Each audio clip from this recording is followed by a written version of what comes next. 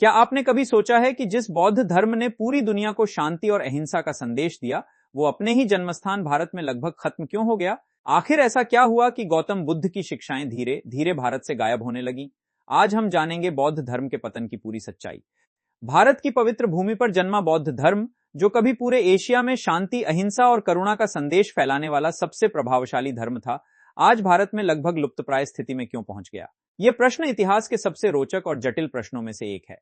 6ठी शताब्दी ईसा पूर्व में गौतम बुद्ध द्वारा स्थापित बौद्ध धर्म ने न केवल धार्मिक बल्कि सामाजिक और राजनीतिक स्तर पर भी गहरा प्रभाव डाला, लेकिन समय के साथ इसका पतन भी हुआ। आज हम विस्तार से समझेंगे कि आखिर बौद्ध धर्म के पतन के पीछे कौन कौन से कारण जिम्मेदार थे। बौद्ध धर्म का उदय एक ऐसे समय में हुआ जब समाज में जटिल यज्ञ, कर्मकांड और वर्ण व्यवस्था का बोलबाला था।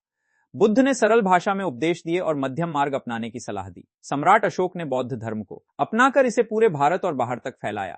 उनके शासनकाल में बौद्ध धर्म अपने चरम पर था। अब हम उन मुख्य कारणों को समझते हैं जिनकी वजह से बौद्ध धर्म धीरे धीरे कमजोर होता गया। जब तक मौर्य साम्राज्य और बाद में कुछ अन्य शासकों का समर्थन था, तब तक बौद्ध धर्म फलता फूलता रहा। लेकिन जैसे ही मौर्य साम्राज्य का पतन हुआ, बौद्ध धर्म को राजकीय संरक्षण मिलना बंद हो गया। गुप्त काल में हिंदू धर्म को बढ़ावा मिलने लगा, जिससे बौद्ध धर्म की स्थिति कमजोर होती गई।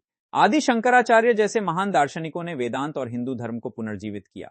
आदि शंकराचार्य ने बौद्ध विचारों का खंडन किया और हिंदू धर्म को पुनः स्थापित किया। भक्ति आंदोलन ने भी आम जनता को अपनी ओर आकर्षित किया, जिससे बौद्ध धर्म का प्रभाव घटने लगा। समय के साथ बौद्ध संघ में अनुशासन की कमी आने लगी। मठों में विलासिता और भ्रष्टाचार बढ़ गया। इससे आम जनता का विश्वास कम होने लगा। 12वीं शताब्दी में तुर्क आक्रमणकारियों ने बौद्ध विहारों और विश्वविद्यालयों को नष्ट कर दिया। बख्तियार खिलजी द्वारा नालंदा विश्वविद्यालय को जलाना बौद्ध धर्म के लिए बहुत बड़ा आघात था। शुरुआत में सरल बौद्ध धर्म बाद में महायान और वज्रयान जैसी शाखाओं में विभाजित हो गया। इससे इसमें जटिलता बढ़ी और यह आम जनता से दूर होता गया। प्रारंभ में बौद्ध धर्म पाली भाषा में था, जो आम जनता समझती थी, लेकिन बाद में संस्कृत का प्रयोग बढ़ने लगा, जिससे यह आम लोगों के लिए कठिन हो गया।